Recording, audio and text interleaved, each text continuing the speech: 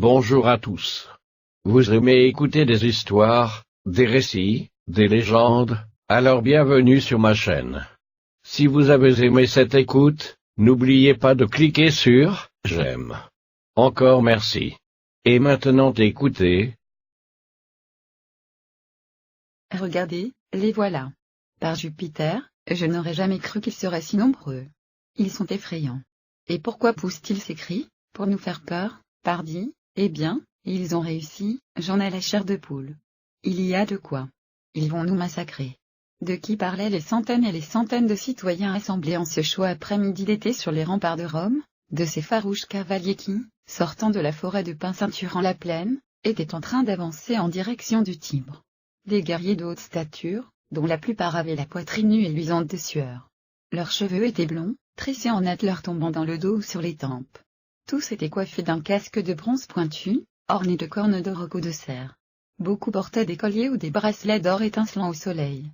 Certains brandissaient des enseignes de fer forgé représentant les animaux hantant les sombres forêts de leur pays, loups, ours, sangliers. Tous étaient armés d'une épée à large lame, d'une hache à double tranchant, d'une longue pique. Comment se nommaient ces effrayants envahisseurs? Les Gaulois, peuple celtique issu du cœur de l'Europe et qui, plusieurs siècles auparavant, avaient commencé à se répandre vers l'ouest et le sud. Ces Gaulois étaient divisés en plusieurs nations aux noms étranges, Boyens, Cénomans, Insubres.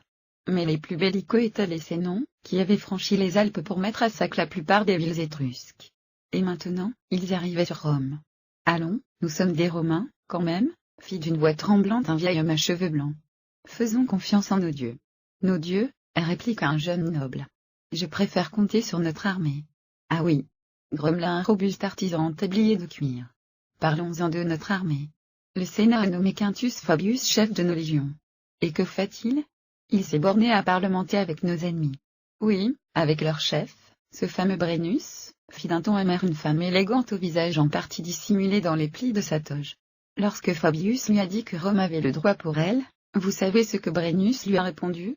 Le droit, je le porte à la pointe de mon glaive. Et Fabius a piteusement battu en retraite. Ah! Si Camille était parmi nous, soupira une femme plus âgée.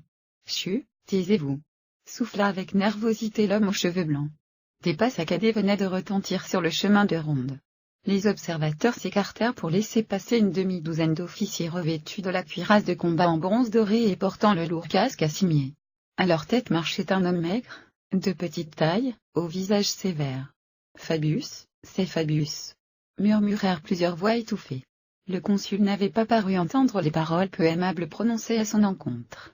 Impassible, lui et ses officiers allèrent se pencher sur les remparts. Une épaisse poussière grise, levée par les sabots des chevaux, noyait les confins de la plaine. Mais les Gaulois semblaient avoir cessé d'avancer. Même leurs cris s'étaient tus. Peut-être étaient-ils intrigués par ces cuirasses brillantes apparues au sommet des murailles. Qu'on se le dise. Fit à cet instant Fabius. Dès demain, je rassemble mes légions et je pars combattre ces Gaulois. Les dieux m'en sont témoins, ces barbares disparaîtront aussi vite qu'ils sont venus. Puis le consul et ses officiers s'écartèrent des remparts et, d'un pas martial, quittèrent le chemin de ronde. Ça, c'est parler. Souffla le jeune noble. Hélas, ces mots pleins de courage et de solennité ne devaient pas être suivis d'un résultat bien brillant. Ce fut même tout le contraire. Dans sa hâte à prouver qu'il était un chef digne de la confiance de Rome, Quintus Fabius accumula les bévues. La coutume voulait qu'avant de partir au combat, on offrit au dieu le sacrifice d'un bœuf blanc. Quintus ignora cet usage et, dès l'aube, sortit de l'enceinte de la ville à la tête de ses troupes, dans le roulement des tambours et le mugissement des trompettes. Les Gaulois n'étaient plus en vue, s'étant retirés pendant la nuit à bonne distance de Rome. Fabius franchit le Tibre et fit avancer les légions à marche forcée en direction de la rivière Alia, derrière laquelle ses éclaireurs lui avaient appris que les envahisseurs avaient établi leur campement. La prudence aurait voulu que le consul consolidât ses positions en faisant creuser des fossés et élever des palissades. Ou qu'au moins, il assembla ses légionnaires en tortue. Mais, sûr de sa force, il se contenta de parader le long de la rivière. Et, lorsque la cavalerie gauloise surgit brusquement de la forêt voisine en poussant ses cris épouvantables qui glaçaient le sang, il n'eut pas le temps de tenter la moindre manœuvre. À la tête de ses troupes, Brennus, le fameux Brennus, se dressa sur son char de guerre tiré par 2 chevaux noirs comme l'ébène. Il était plus grand, plus fort que le plus grand et le plus fort de tous ses guerriers. Ses tresses et ses longues moustaches blondes volaient au vent de la charge. Il n'avait même pas cherché à protéger son buste puissant par une cuirasse. À deux mains, il brandissait la lourde épée de bronze qu'affectionnaient les Gaulois. Et ce fut lui qui porta le coup fatal à Fabius. Les Romains, bien que submergés par le nombre et désorientés par la violence de l'assaut, avaient commencé à se battre avec courage. Cependant, quand les hommes proches du consul virent leur chef vider les étriers, ce fut la débandade. Fabius est mort. Fabius est mort. Comme la foudre, la nouvelle se répandit à travers les rangs. Les légionnaires encore interrompirent le combat et s'enfuirent en désordre, sous le regard moqueur des Gaulois qui ne cherchèrent même pas à les poursuivre. Certains trouvèrent refuge dans de petites cités avoisinantes, quelques centaines parvinrent à regagner Rome à la tombée du jour. Alors que la nuit s'étendait sur la plaine, les Romains, assemblés craintivement sur les remparts, purent voir des feux innombrables s'allumer derrière la courbe du Tibre. Que projetaient ces brutes sanguinaires qui n'avaient fait qu'une bouchée de Quintus Fabius et de ses légions? Ah! Si Camille était parmi nous, soupira un riche marchand. Autour de lui, ils furent plusieurs à hocher la tête avec une gravité accablée.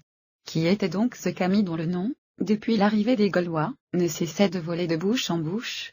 Noble romain appartenant à une famille très riche, le sénateur Camille, une quinzaine d'années auparavant, avait été nommé chef des armées de Rome. À l'époque, les principaux ennemis de la cité restaient les Étrusques, ces redoutables voisins du nord déjà puissants alors que Rome n'était encore qu'un village de bois et de torchis. Il avait fallu s'en débarrasser, une bonne fois pour toutes. Camille était parvenu, au bout d'une guerre de 11 ans achevée par la prise de Veii, capitale de l'Étrurie. Les Romains s'étaient montrés à cette occasion d'une grande ingratitude. Certes, ils avaient couvert Camille d'honneur. Après quoi ils l'avaient chassé de la ville, craignant que le jeune et glorieux général ne prît goût au pouvoir et établit la dictature. Beau joueur, Camille s'était retiré avec ses troupes en Ardée, à plusieurs centaines de kilomètres au sud de Rome. Il savait bien que son heure reviendrait. En attendant, les Gaulois étaient là, presque au pied des remparts. Plusieurs jours durant, ils se bornèrent à festoyer, faisant rôtir sangliers et aurochs, buvant, hurlant leurs terribles chansons. Terrifiés, la plupart des Romains préférèrent abandonner leur belle cité. À la faveur des 3 premières nuits, alors que les Gaulois étaient trop ivres pour remarquer quoi que ce fût, femmes, enfants, vieillards, prêtres et vestales se faufilèrent hors de la ville pour aller se cacher dans les bois couronnant les monts Albins. Et Rome, pour la première fois depuis sa fondation, demeura déserte, ou presque. Car il restait tout de même les quelques centaines de soldats rescapés du désastre de l'Allia, qui s'enfermèrent dans la forteresse du Capitole. Et les 80 sénateurs qui, mortifiés, avaient décidé d'attendre les envahisseurs, espérant racheter par leur mort le salut de la ville. Ainsi s'étaient-ils tous assemblés dans la curie, bâtiment situé en bordure du forum, où le Sénat avait coutume de tenir ses assises. Et ils attendirent. Ce ne fut que le matin du 4e jour que les Gaulois se répandirent dans les rues de Rome. Si Brennus avait hésité, c'est que cette ville en apparence déserte, aux remparts désormais vides et aux portes grandes ouvertes l'inquiétait, le troublait. Les Romains avaient la réputation d'être un peuple courageux. Un piège redoutable n'attendait-il pas ces troupes derrière les hauts murs gris? Quelques espions envoyés en avant-garde rassurèrent Brennus, la ville semblait bel et bien désertée. Alors le chef des Sénons donna le signal. Dans le silence, le martèlement furtif des chaussures de potané et le choc plus rude des sabots non ferrés résonnèrent sur les pavés. Les Gaulois retenaient leur souffle. Ces belles maisons de pierre blanche, ces temples à colonnades les impressionnaient. À la tête de la horde, Brennus chevauchait son coursier blanc.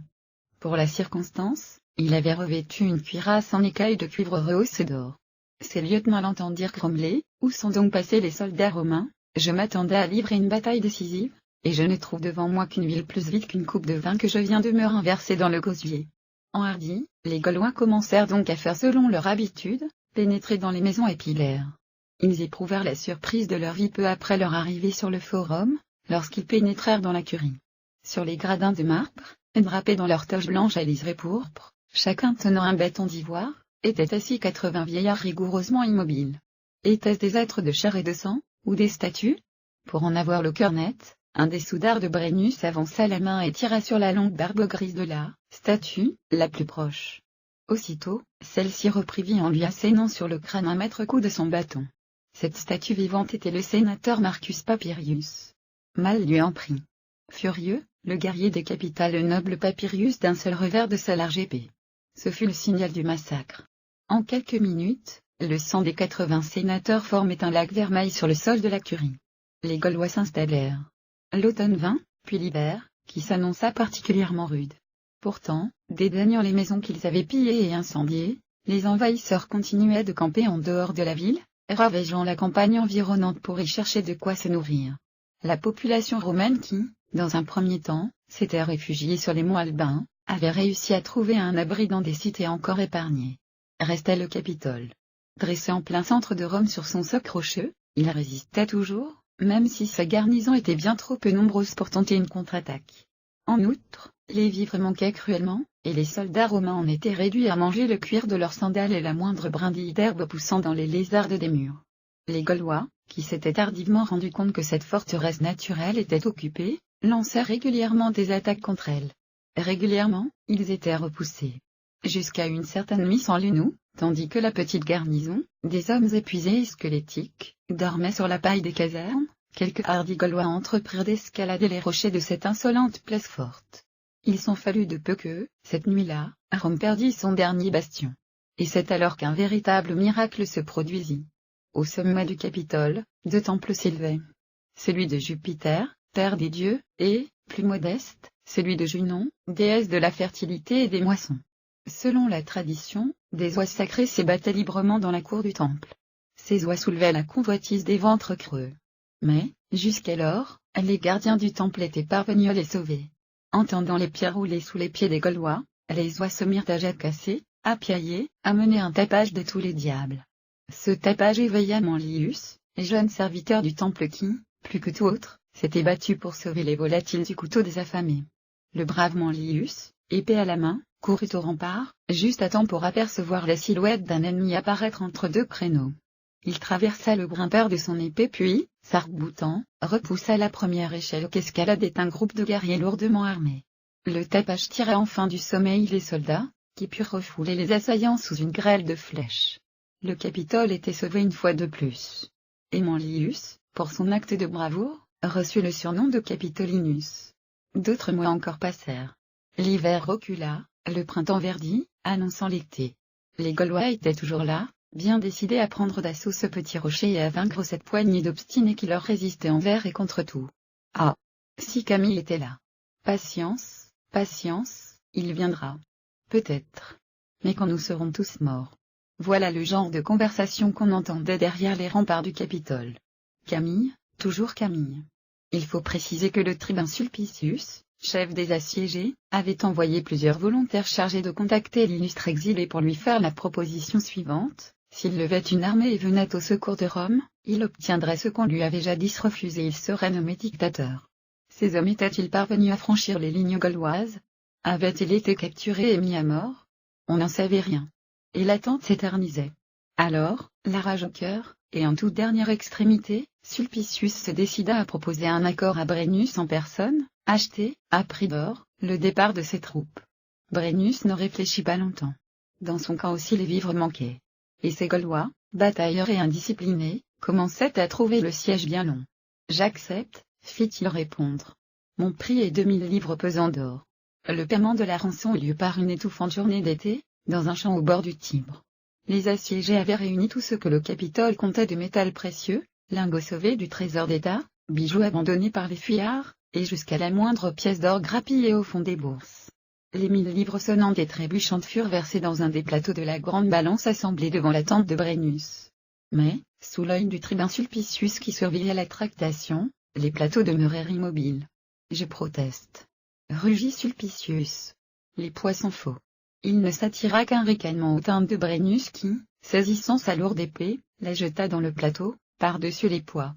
Puis le chef gaulois prononça en latin deux mots devenus tristement célèbres dans l'histoire de Rome, Vae Victis, autrement dit, malheur aux vaincus. C'est à cet instant tragique qu'on entendit au loin sonner des trompettes et rouler des tambours. Des soldats en cuirasses scintillantes étaient en train de s'aligner en position de combat sur les collines. Un seul nom, toujours le même, fleurit entre les bouches: Camille. Voilà Camille, c'était bien Camille, que les envoyés de Sulpicius avaient réussi à contacter, et qui avait pu réunir 3 légions. Désorientés, les Gaulois se débandèrent, oubliant même d'emporter leur butin. Camille fut acclamé. Devant les défenseurs du Capitole, il prononça ces autres mots, non moins célèbres: non euro, sed ferro, roc prenda patria, c'est par le fer, non par l'or, qu'on rachète sa patrie. Il ne restait plus aux Romains qu'à tenir leur promesse, nommer Camille dictateur. Ce ne fut pas un mauvais parti. Camille pourchassa les Gaulois jusqu'à leur faire repasser les Alpes, puis s'attela à la reconstruction de Rome. Il parvint si bien à embellir la ville rénovée que les citoyens n'hésitèrent pas à le surnommer le nouveau Romulus. 5 fois de suite, le Sénat accorda sa confiance au vaillant général. Et Camille mourut dans son lit à 80 ans passés, un très grand âge pour l'époque. Mais qu'était-il arrivé au second héros de cette histoire, le brave Manlius Capitolinus? Son sort, hélas, ne fut pas aussi glorieux. Manlius avait dérobé une partie de l'or de la rançon pour racheter les dettes que les plébéiens avaient accumulées envers la noblesse. Arrêté, il fut condamné à mort par Camille, qui le fit décapiter. Après quoi, selon la coutume, son corps fut jeté du haut de la roche tarpéienne.